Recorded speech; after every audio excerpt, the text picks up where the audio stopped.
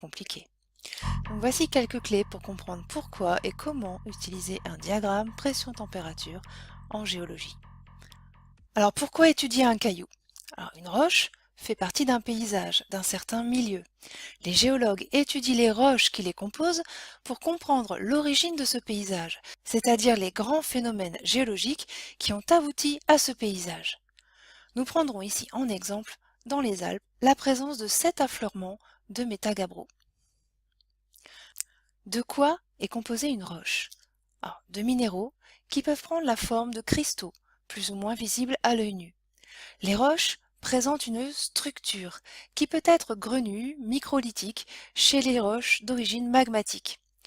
Des fossiles dans les roches sédimentaires, des schistosités ou encore des foliations peuvent apparaître. Parfois même, on peut observer des traces de fusion partielle, comme dans ces migmatites. Tous ces indices permettent de catégoriser les roches et d'en déterminer l'origine. Alors pourquoi en déterminer les minéraux qui les composent?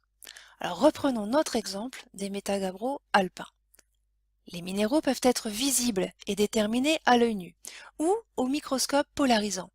La présence de certains minéraux, donc ici par exemple du pyroxène, des plagioclases ou encore en bleu du glaucophane, et leur position relative, ici on voit que le glaucophane est situé en auréole autour du pyroxène, à l'interface juste pris en sandwich entre le pyroxène et le plagioclase, et bien tout ça, ce sont des indices qui vont permettre de comprendre les conditions de formation de la roche, notamment à quelle profondeur et à quelle température elle s'est cristallisée.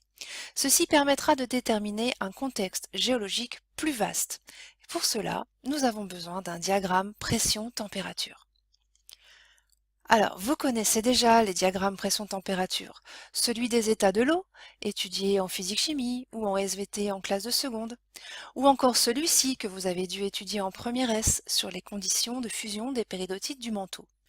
Et voilà donc celui qui vous fait peur aujourd'hui. Voyons comment il est construit.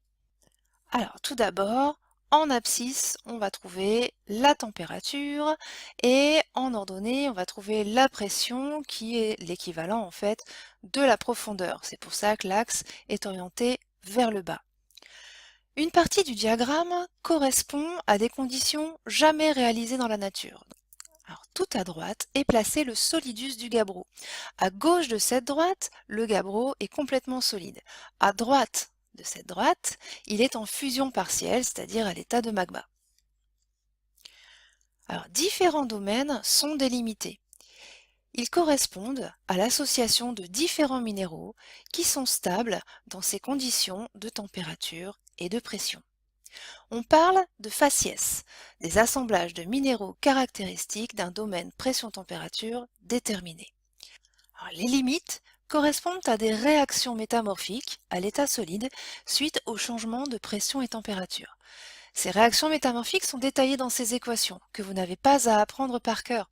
Par exemple, pour la limite 1, eh bien, on a le plagioclase et le pyroxène qui étaient présents dans le gabbro de départ, qui réagissent avec l'eau de mer, ce qui va donner donc un nouveau minéral, une amphibole qu'on appelle la hornblende verte et qu'on va retrouver ici et qui va constituer ce gabbro métamorphisé qu'on va appeler donc un métagabbro. Dans notre exemple de tout à l'heure, il s'agissait d'un métagabbro dans lequel on avait trouvé du glaucophane et du plagioclase. Il s'agit donc d'un métagabbro qu'on va pouvoir placer par ici et qui correspond au faciès schiste bleu.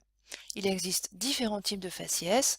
Notons par exemple ici, avec l'association notamment jadéite et grenat, le faciès éclogite. Alors, un petit détail qui peut avoir son importance, les réactions n'étant pas toujours complètes, on peut parfois retrouver, comme dans notre exemple tout à l'heure, du glaucophane, du plagioclase, mais aussi des restes des minéraux du faciès précédent. Donc ici, par exemple, on avait aussi trouvé du pyroxène. Bon, et alors, me direz-vous? Eh bien, nous avons pu placer notre roche, le Métagabbro aglocophane, et avons trouvé que son association minéralogique s'était formée, donc à peu près par ici, donc vers 500-700 mégapascales de pression, ce qui correspond à une profondeur autour de à peu près 25 km de profondeur, pour une température assez basse, autour de 200-300 degrés. Oui, c'est une température basse en géologie. Il nous manque encore cependant une information pour aller au bout du raisonnement. Dans quel contexte géologique peut-on trouver de telles conditions de pression et de température, c'est-à-dire une température assez basse mais une pression assez forte? Eh bien, le géotherme, c'est-à-dire l'évolution de la température avec la profondeur, qui est placé sur le diagramme, nous fournit cette information. Ces conditions de pression et de température sont celles que l'on retrouve dans les zones de subduction actuelles. Donc, dans les Alpes, il y a des roches d'origine océanique, nommées Tagabro, qui ont subi une subduction. On en déduit donc qu'avant la chaîne de montagnes se trouvait un océan, aujourd'hui disparu. D'autres roches ont permis de confirmer cette hypothèse.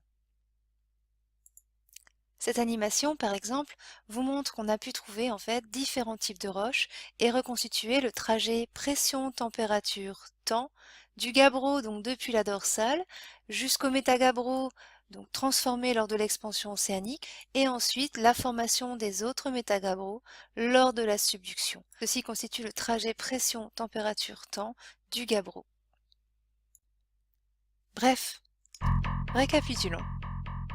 L'objet de la géologie, ce sont les paysages. Dans ces paysages, on y trouve des roches, et si on étudie une roche, on va y trouver des minéraux, une structure, ce qui va nous permettre de déterminer le contexte géologique de formation avec l'aide d'un diagramme pression-température. Et ainsi, on pourra comprendre l'origine de ce